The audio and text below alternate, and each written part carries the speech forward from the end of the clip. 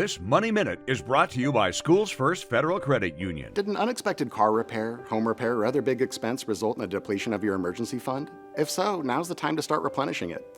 A good rule of thumb is to save at least 3 to 6 months worth of living expenses. Here are some effective strategies to rebuild it quickly and efficiently. First, create a budget to track your spending and identify areas where you can cut back. Redirect the money saved from non-essential expenses like dining out or subscriptions into your emergency fund. You can even consider selling items you no longer need to help the fund account. Next, set up automatic transfers from your checking account to your emergency fund, which is a great way to ensure consistent contributions. Finally, keep those savings in a high-yield savings account, where your money can grow faster, and try not to touch those funds unless they are needed for a true financial emergency.